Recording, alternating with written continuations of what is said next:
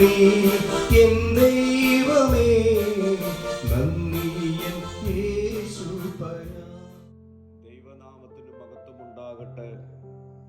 ഇന്നത്തെ പ്രഭാത ധ്യാനത്തിനായി വിശുദ്ധ യോഹന്നാൻ സുവിശേഷം 12-ാം അധ്യായം 1 മുതൽ 8 വരെയുള്ള വാക്യങ്ങൾ. ഇന്നത്തെ ചിന്താവിഷയം അഗണ്യമായ ഭക്തി എന്നുള്ളതാണ്. ഇന്നത്തെ ധ്യാനഭാഗത്തെ സംഭവം ബെഥാനിയിൽ ലാസറിന്റെ ഭവനത്തിൽ നടക്കുന്നതാണ്. മറിയം യേശുവിൻ്റെ കാൽക്കൽ അമൂല്യമായ സുഗന്ധതൈലം ഒഴിക്കുന്നു. അതിൻ്റെ വില ഏകദേശം 1 വർഷത്തെ വേതനത്തിനും തുല്യമായ വിലയുള്ളതായിരുന്നു.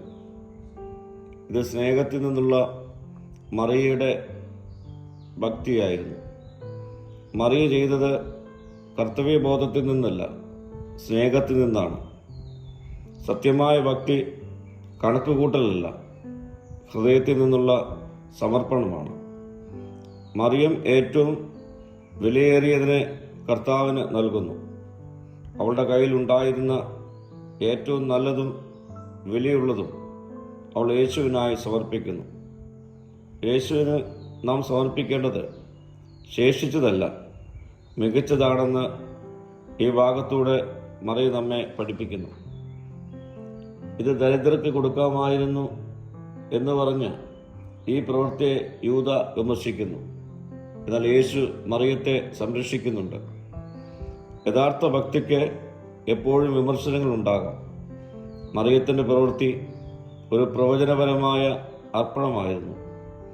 അവൾ മനസ്സിലാക്കാതെയെങ്കിലും യേശുവിൻ്റെ മരണം മുൻകൂട്ടി അഭിഷേകം ചെയ്തു. പ്രിയരെ, ഭക്തി വില കുറഞ്ഞതല്ല.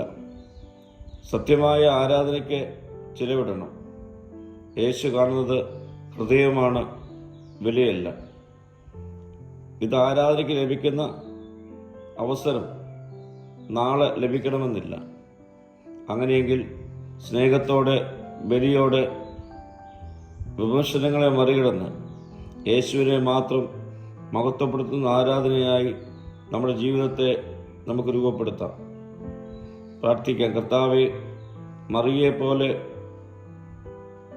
ഹൃദയം കൊണ്ടുള്ള സമർപ്പിത ഭക്തിയിലേക്ക് എന്നെ നയിക്കണമേ. മഹത്വം നീ എടുക്കണം. യേശുവിൻ്റെ നാമത്തിൽ തന്നെ. ആമീൻ.